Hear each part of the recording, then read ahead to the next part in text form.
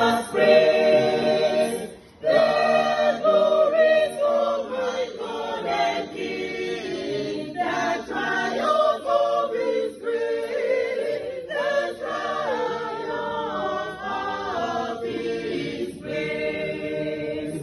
My gracious Master and my God, as they lead to proclaim